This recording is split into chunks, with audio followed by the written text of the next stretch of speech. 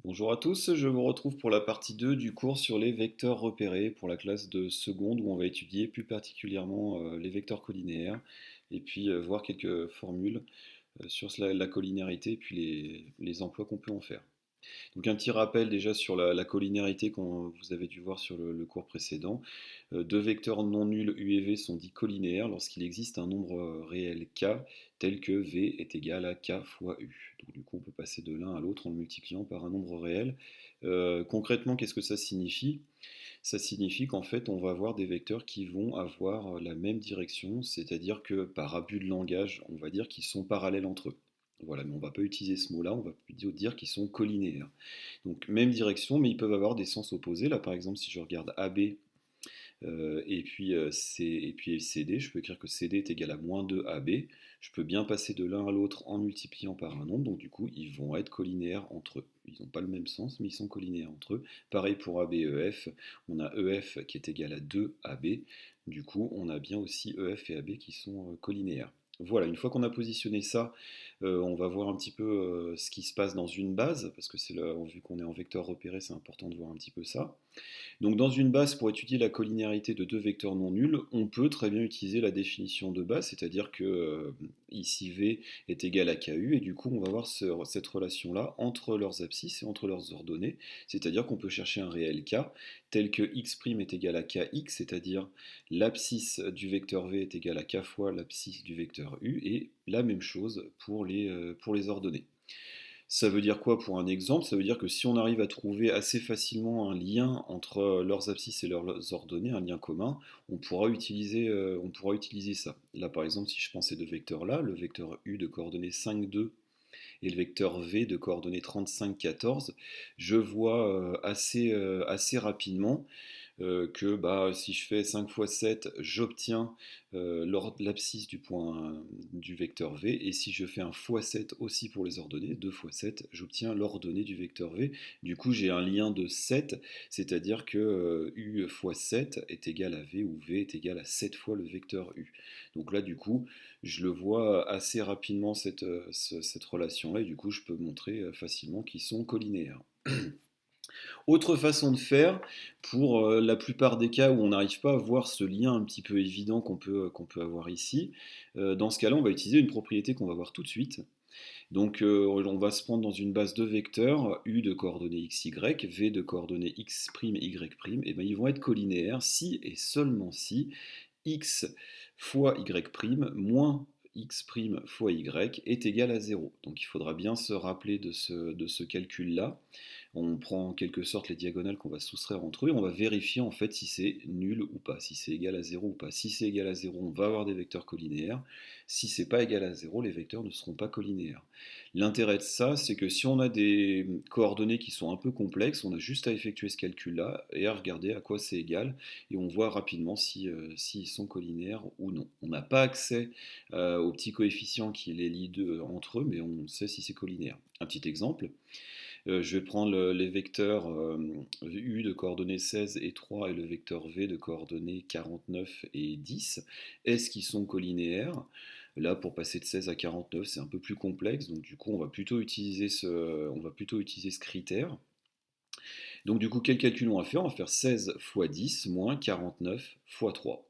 On calcule combien est-ce que ça fait? Ça me fait 160 moins 147, c'est-à-dire 13. Et ces différentes zéros, donc du coup, ils ne sont pas collinéaires. Là, ce qui nous intéresse, c'est juste à savoir, est-ce que c'est égal à 0 ou est-ce que c'est différent de 0? La quantité n'a que peu d'importance après. On va voir aussi la notation déterminant, qui est en fait la notation de cette petite expression qu'on a vue juste avant. Si on est dans une base B avec des vecteurs U de coordonnées xy et V de coordonnées x', y', exactement les mêmes que d'habitude, le nombre x, y', moins x', y, c'est ce qu'on appelle le déterminant des vecteurs U et V dans la base B. C'est-à-dire que ce qu'on calcule pour savoir s'ils sont collinaires ou non, on lui a donné un nom, c'est déterminant.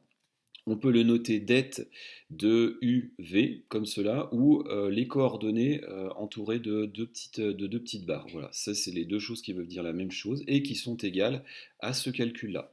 Donc on pourra mettre qu'on calcule det de UV, le déterminant de U et V, et puis mettre à côté tout ça.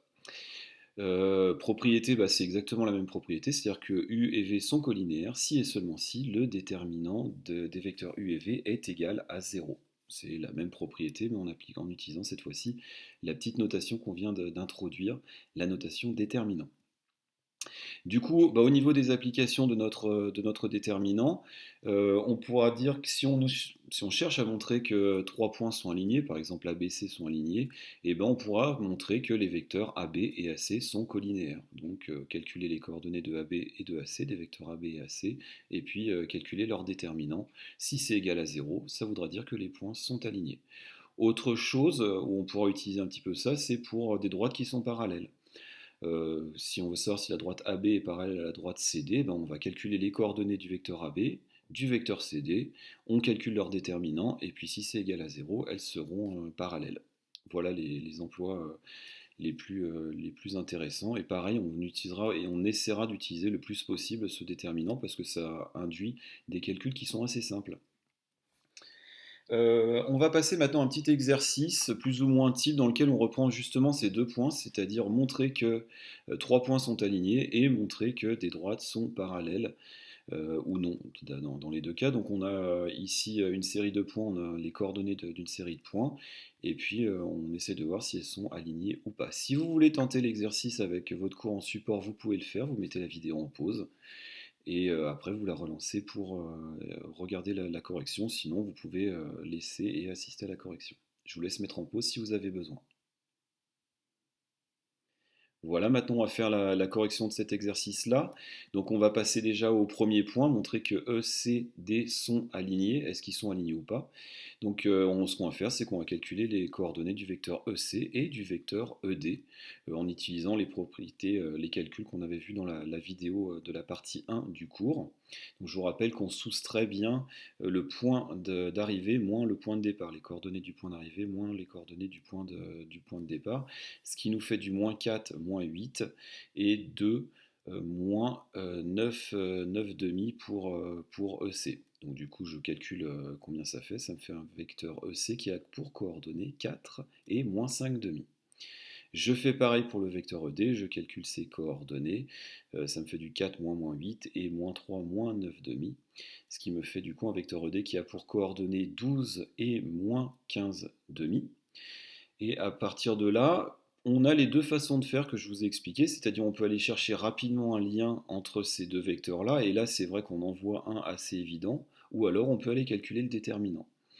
Donc là, moi, quand je vois ça, on peut remarquer rapidement que ED, c'est égal à 3 fois EC.